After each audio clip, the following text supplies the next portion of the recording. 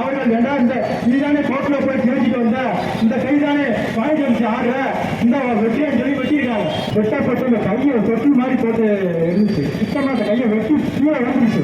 இந்த கையை சாதுரியமாக வெட்டப்பட்ட நேரத்தில் அரசு மருத்துவமனைக்கு அவரை தூக்கிட்டு வந்திருக்காரு. ரொம்ப துணிச்சலாக அந்த முத்துராஜா கொண்டு வந்த காரணத்தால் தான் அந்த கை இன்னைக்கு வெட்டப்பட்டிருக்கு.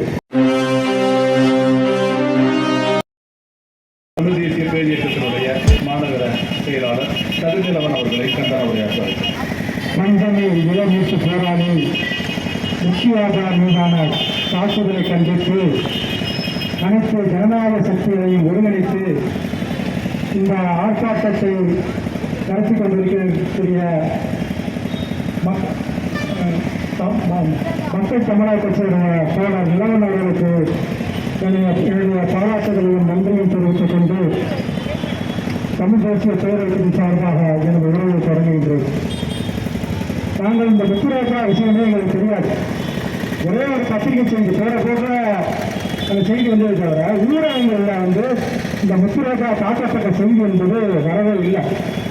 அப்புறம் அது பிறகுதான் தோழர் நிலவரம் ஜெயமால் போன்ற தோழர்கள் சந்தித்து அந்த செய்தியை வெளியே கொண்டு வந்தாங்க. அதன் பிறகு நாங்கள் மகளிர் ஆணையம் சார்பாகவும் தமிழ் தேசிய பேரவையின் சார்பாகவும் முத்துராஜா அவர்களை போய் சந்தித்தோம்.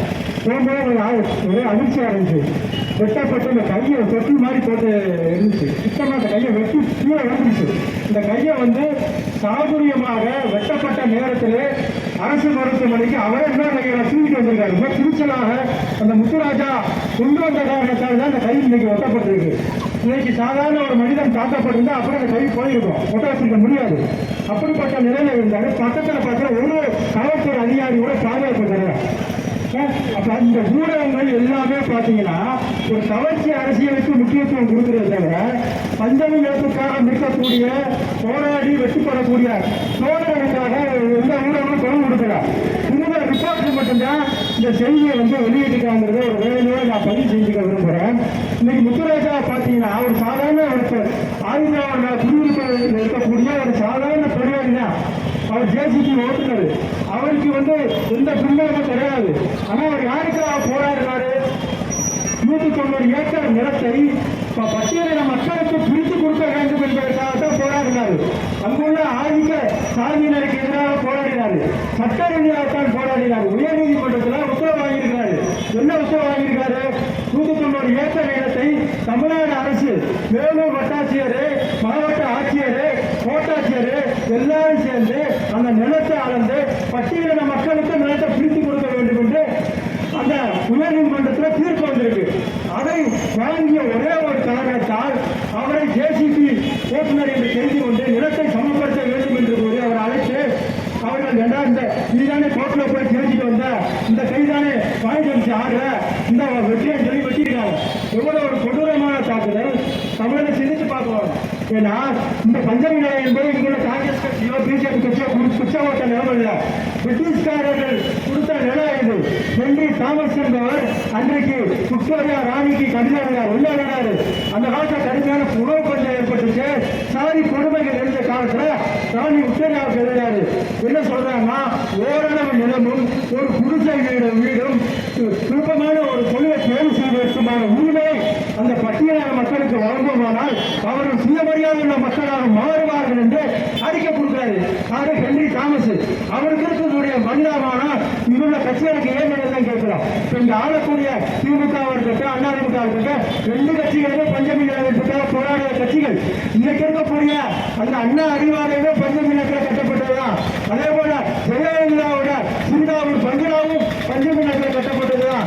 அதே போல எல்ஐசி கட்டணம், சென்னையில் இருக்கிற எல்ஐசி கட்டணம், அதே போல எஸ்எம்ஆர் கல்லூரி என்று சொல்லக்கூடிய அந்த பல கல்லூரிகள் இன்றைக்கு பஞ்சமி நிலத்துல தான் இருக்கு. 2006 தகவல் உரிமை சட்டத்தில் கேட்கிறோம். 20 லட்சம் ஏக்கர் பிரிட்டிஷ்காரன் கொடுத்தானே, இன்னைக்கு எத்தனை லட்சம் ஏக்கர் இருக்குது? தகவல் உரிமை சட்டத்தில் 2006ஆம் ஆண்டு கேட்டபோது 1,26,000 தான் இருக்கு. 20 லட்சம் எங்க இருக்கு? 1,26,000 எங்க இருக்கு? அதுவே 10 லட்சத்துக்கு மேல பிற சாதியினர் அந்த நிலத்தை ஆக்கிரமித்து இருக்கிறார்கள் என்று அந்த தகவல் உரிமை சட்டத்தில் வந்திருக்கு. ஏற்கனவே உயர்நீதிமன்ற தீர்ப்புகள் பஞ்சமி நிலத்துக்கு ஆதரவாக தீர்ப்பு கொடுத்திருக்கிறார்கள். குறிப்பாக நீதியரசர் சந்துரு, நீதியரசர் ஹரிபரந்தாமன் போன்ற நீதியரசர்கள் எல்லாம் பஞ்சமி நிலத்தை பட்டியலின மக்களுக்கு பிரித்து கொடுக்க வேண்டும் என்று பல இடங்களில் தீர்ப்பு சொல்லியிருக்காங்க. இன்றைக்கும் கூட 2021 திமுக ஆட்சிக்கு வந்தபோது சட்டமன்றத்தில் பஞ்சமீதம் பற்றி கேள்வி கேட்டபோது வருவாய்த்துறை அமைச்சர் KK ராமச்சந்திரன் என்ன சொல்றாரு, நாங்கள் மாவட்ட ஆட்சியர்களுக்கு பதில் அனுப்பும்படி கோரிக்கை மனு அனுப்பும்படி கேட்டுக்கோன்னு சொன்னார். இன்னைக்கு 5 வருஷம் முடிய போய் திமுக ஆட்சி, ஆனா இன்னைக்கு வரைக்கும் கொடுக்கல. 2023 பதிவாளர் ஒரு தெளிவாக உத்தரவு போட்டிருக்காரு. பத்திர பதிவாளர் என்ன போட்டிருக்காருன்னா, பஞ்சமி நிலங்களை பிற சாதியினர் பதிவதற்கு நாங்கள் இழக்க மாட்டோம், அனுமதிக்க முடியாது என்று 2023 வந்திருக்கு. ஆனா அதையெல்லாம் மீறி இன்றைக்கு ராஜேந்திரன் என்ற மூர்த்தி செல்வாக்கு உட்பட்ட அவர் அவர் தான் இந்த சம்பவத்தில் ஈடுபட்டிருக்காரு.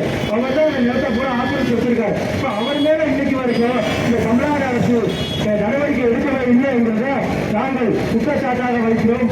உடனடியாக கைது செய்யப்பட்டு உடனடியாக நில ஆக்கிரமிப்பாளர்கள் வெளியேற்றணும். வெளியேற்றிட்டு முத்துராஜா மீது தாக்கல் கொடுத்த குற்றவாளிகளை உடனடியாக கைது செய்யணும். அதே போல முத்துராஜாவோட மனைவியார் விஜயலட்சுமிக்கு உடனடியாக அரசு வேலைவாய்ப்பு கொடுக்கணுங்கிற கேட்டுக்கிறாரு. சாரணையில இந்த இதே போராட்டத்தை நடத்திட்ட 2 பேர் உயிர் இருந்தாங்க.